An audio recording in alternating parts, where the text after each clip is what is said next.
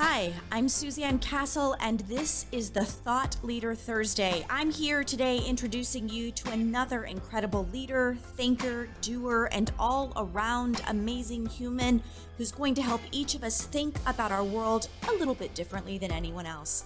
From artists to teachers, from actors to moms, from the big names to the you didn't know about them till now names, my hope is that you will connect with a leader who helps you light up in your corner of this galaxy. This is the Thought Leader Thursday show. Hi, this is Suzanne. Welcome back to the Thought Leader Thursday. I cannot wait for you to meet our very special guest. She is tried and true to my heart because she works in the acting space and the vocal space and helps you show up differently in your life and your business. So hang tight. Andrew, first and foremost, I want to know, you and I share this love of theater and all things that are show and entertainment. So I'm curious, who are you following in the acting space right now? Ooh, this is a great question that I absolutely love. Okay, I have two. My acting actual space is Patrick Page, that deep voice, just love it. But also, some stage managers are doing some cool stuff on TikTok right now. There's a guy named Manage the Stage on TikTok. I don't know his actual name, but he's bringing you behind the scenes, which I love. So that's my two. I love that too, because the people that make the magic happen are not always the ones on the stage. Let's just be clear about that. So thank you so much, Andrew. I love that. And I wanted to talk about that because our fabulous guest, Dr. Miluna Fausch, is an executive coach, but she's also a healing practitioner and she's an actress and the author of a book that just came out about up-leveling your communication. We're going to talk about that today because it changes everything. How you show up, how you speak out, the words that you choose, and how you are speaking opens doors for you. She created a proprietary Vocal Archetypes to train conscientious C-level executives, founders, and thought leaders in a way to be more confident through high-frequency speaking, voice, and presence. So she has a wide variety of education. She has her bachelor's in science and music business, a PhD in holistic psychology. So she marries the business world with the thinking world. And she's certified as a holistic health counselor practitioner and a miracle-minded coach by Marianne Williamson. I told you this woman is amazing. She has extensive training in voice. You will hear that. In acting, you will see that. In camera technique and intuition, energy healing, she has been in love with the voice and what it can do since she was a very small child. She loves to attend concerts. She loves to travel. She loves to taste wine. We have that in common, Miluna. And I love this about her. She avoids eating an entire bag of Jelly Bellies, and isn't that a hard thing to do? They are so addictive. She carries a Swiss passport, by the way, and is a huge fan of Formula One auto racing. Isn't she fabulous? Thank you, Miluna, for being here on this show. How are you today? I am well. It is such a pleasure to be here. Thank you. Absolutely. You know, we were talking a little bit when we were doing show prep a few minutes ago about entertainment space, about the world. We talk a lot in that kind of backline part of our work about owning the stage, about living into your presence, being aware of how you're standing, how you're speaking, how people come towards you, how they might be propelled away from you in the same vein. And a lot of the work that you are doing revolves around discovering your own voice. You call it vocal archetypes, for example. So I'd love to know how you let people know that their voice matters. Anytime anything great has happened in what I call history, his story, or her story, it's because someone cared enough to speak up. And it's usually vocally. It could be our written voice as well, but it's usually vocally. So I want folks to know that when you find your voice, which has been my lifelong journey and continues, and we align it and we figure out what it means and what our branding is, and we understand we can study the voice, build a better voice, that's when everything changes. And if we don't speak up, we can't possibly be seen or heard or make a difference. I really love that. And there's a lot right now. We are taping this show actually on election day in America. And there's a lot out there about letting your voice be heard, about actions that you can take, about how you really respond to either media or information out there, how you then choose to share that with your friends, your families, your loved ones. So I think it is vitally important, the work that you're doing. So not only to put yourself out there in the business scape, let's say, but also for your relationships, for the people that are around you, and understanding that every word that you say has meaning and value, and really owning that with the spirit of courage and confidence. And I love that that is the work that you're ennobling in the world. So thank you for that. And I know that 2023 is right around the corner. I can't believe it. It's November right now, and it's just screaming at us on my calendar every day. Now I've got, the last month, this month, and the 2 months every day when I turn on my computer, and there's January 2023 staring at me, blinking. And I was wondering about the changes that I have to make in 2023, my goals, my vision, my takeover plan, I like to call it, and how I'm going to be getting there. And you released your first book not too long ago called Uplevel Your Communication, Evolve Your Presence and Speech to Change Everything. That was earlier this year. And I would love for you to talk a little bit about your book, but I also want to know what you're working on next. Thank you. Let me show my gorgeous book. Oh, Love looky, it. here she is. So great. So proud. 2 years it took to complete that. Well, next up for me is to record the book at a local studio. I just hired my 2 coaches, one for a whole year and one for the next 3 months. So I've got my coaches lined up to propel me into 2023. I think it's going to be a wild ride. So it just feels like it's time for that review process that we all do. Right. So where did I use my voice? Where was I heard? Where was I not heard? Where do I need to speak up? Do I need to become involved more in my community? Do I need to volunteer? Do I need to speak up on behalf of someone who cannot? And of course, I love to work with leaders because you are the voice of your company. Right. So what are you saying out there? Are you impacting people for good? Or is it, as you said at the introduction, are people leaning back? Right. Are they leaning forward? Tell me more. Or are they leaning back in resistance?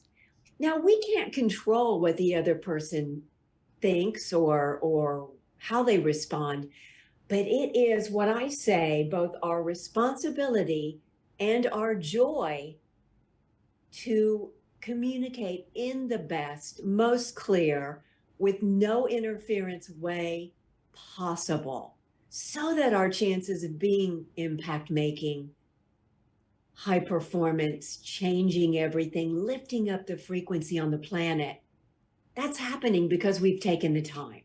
Right. Right. I love the way that you weave that together to say that there are questions that we need to ask ourselves in regards to our voice. So, am I speaking enough, or am I speaking too much, or have I not spoken at all? And whatever the answer is to that, why? And I think that the data that we give to ourselves helps set the course that we are on for 2023. And when you take the time to answer those questions, then it gives you the data you need to walk into 2023 differently, or maybe even doing the same if you like where you've been, right? But understanding the power of your voice, it starts there. So if we were going to choose one big nugget to take away from your book, what would that be? One of my chapters is develop your relationships, but I call it real relationships. I think Earth School is where we figure all of this out. Yes, this is where we learn to communicate, show up, and present in a different way. So for me, it's understanding that when we will get clear with the way we're showing up energetically, physically, the words we're choosing, because our words are magic. Right. They have such power. So if I get rid of the fillers, the ums, the the so, the like, the you know, the rights, all of the weirdness that have no purpose, then my business relationships improve, sales go up. I attract more people and better customers and clients.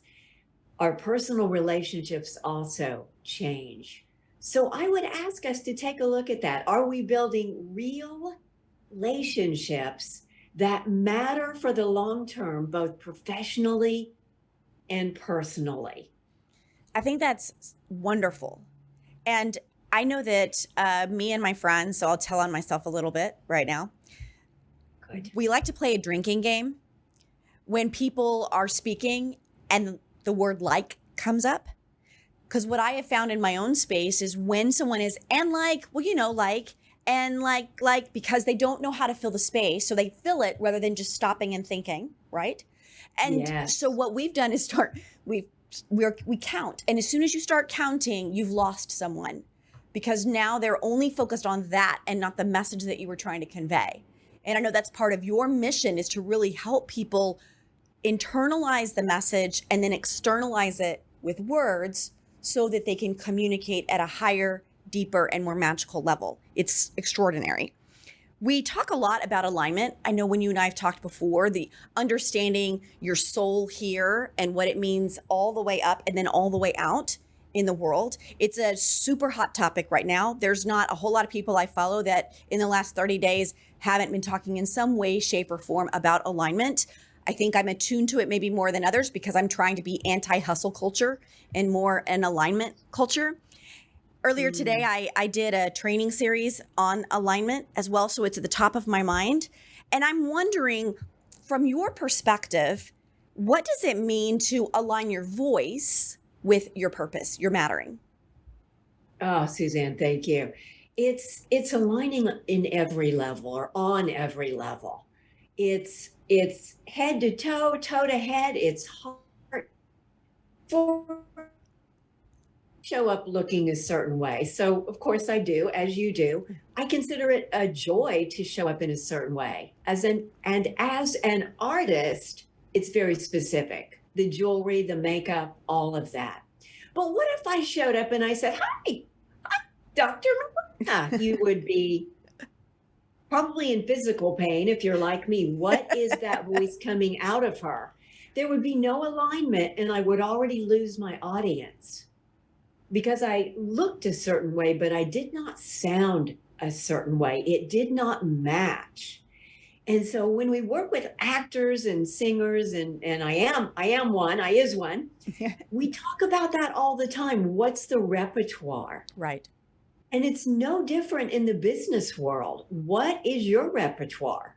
Do you want to build a voice that has range and dynamics, or do you want to be down in your throat? Do you want to speak on a monotone level? Mm-hmm. Well, if you choose to do that or not build this fill is a better word, fill the leadership gap, because otherwise no one can hear you. Right. You're in your throat. There's no dynamic. To me, a voice has height and width and depth, easy for me to say. And it has air and it has love and it has your heart connection and energy. This is a living, breathing thing. And I want us to know your voice is your instrument. I think of my whole body, Right. using my whole body as my voice and as my vehicle to speak to the world and connect. I think when we assume that posture that you just described for us, embodying our voice, meaning that our voice is an extension of who we are as a body, as a human, I think maybe people might begin to understand how they are doing things, how they are communicating, how they are choosing words will definitely need to shift. Because in that moment, then it's the conundrum of video killed the radio star, right? The first video shown on MTV. I love that song because it shatters the preconceived notions you had when you heard someone versus when you saw someone. And it shouldn't be either or. They should be in alignment and match so that you are really bringing people towards you in the way that you want to show up in the world, right? Absolutely. If Yes. we will get clear on this, what is the intention? In fact, every time we speak or teach, I bet you do this. I set my intentions. Right. Am I there to inspire? Today, as we mentioned, it's election day. I'm here to get elected for office. Yes. Right. So people running for office, it could be your minister, it could be someone you admire, it's an actor, a singer, a CEO of a company. We've got to figure that out first, so that when we express that inner brilliance and that mission, that ministry, movement, whatever you want to call it, it needs to come out with clarity and purpose and intention. That's that alignment. And that changes everything. It does. That's just what I was about to say. It changes everything when you have that awareness. Literally everything, every cell in your body, every cell energetically for the person that you're communicating with, even when it is in a digital format, the energy level will rise in that way when you show up and you understand the power that you have with your voice. That's why I love the work that you're doing. I think it is empowering. I think it is important.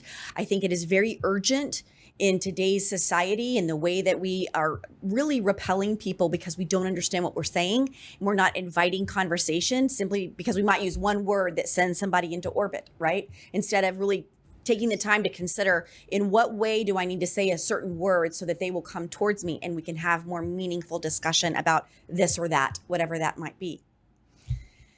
It is an urgent need. I'm asking us and inviting us to, let's return to or go to Yep, right. civil, respectful, considerate language. Yes. We know that wars are fought over things and facts and figures and words. Mm-hmm. What if instead we showed up, as you said, using, well, we researched, number one, the person, the culture. Is it a formal country? Right. The US is very informal. People here like to just be on a first name basis and, hey, what's up? But I don't like that. It's too informal in my world. We are a global community. And so we want to be smart about that, don't we? We want Sure. to understand, is this word offensive? Have I thought about what it might be like to be in that other person's shoes? I think what We you're need to think about this and lean into this, don't we? I think part of the work that you advocate for, I call it communication agenda. And that is understanding that when you meet with somebody, you're speaking to someone, you're selling someone, let's say, it's not only the thing, I need for you to do this action, I am showing you this product, this service. It is also developing a communication agenda to say, all right, the person across from me or an entire entity, small group, classroom, whatever, who is there? Who is in the audience? In what way are they receiving this information? How can I elevate this information so they can hear it in the way that I mean it, in the way that I'm hopeful about? And that's a whole different way of being. I got to tell you, that's some maturity and that's some intentionality. And I know that that's a lot of the work that you're trying to foster, especially in the C level, is not just always about you and your mission, your vision, but understanding how that can impact someone. And so being thoughtful about your words and your messaging is absolutely crucial in that space. It just is. It starts with that self-awareness. And then what is that impact? Right. And if we don't understand the impact, what we're saying, we may be offending or hurting or not speaking inclusively, because I'm not even sure folks know what that means. Right. The word that bothers me so much right now is guys. Right. Oh, me too. Hey guys, and I've noticed it's now in the dictionary. I'm disturbed that that word is now in the dictionary, saying that it refers to all people. Right. In my world, it refers to none of us. If you look up the etymology, the meaning of guy, it is a man, a male person who is poorly dressed. There you go. So it doesn't really respect men. Men should actually be offended by that word as well. Women or folks who identify otherwise. Right. We've got to move beyond, I call it low level. It's bro language and culture. Yes. And it's not really addressing any of us using that word. Correct. I love it. I love it. This has been so instrumental. And I do want to let everyone know in the show notes, we're going to link to how you can follow you and your amazing work, Miluna, how you are really calling people towards a different understanding of communication, how they can buy your book, how they can follow you and the work that you're trying to do. But before I let you go, I have a very important question for you. Define what it means to sparkle. Sparkle is, I wore this sparkle pen in honor of you, Suzanne. Love It's because we're speaking today about self-expression, and we're wired to self-express through the voice. So to me, sparkle is getting to choose how I'm going to show up. Right. What voice am I going to use? What words am I going to use? How am I going to open the meeting? How am I going to work and coach with that person today? So if I feel that joy of self-expression, that's sparkly to me. I love it so very much. I know you were uplifting in your message today. I know that you are changing the world. I'm so grateful for our partnerships together. Listeners, viewers, I'm so glad that you were here to catch this episode of the Thought Leader Thursday, and I'll see you next time I see ya. Bye.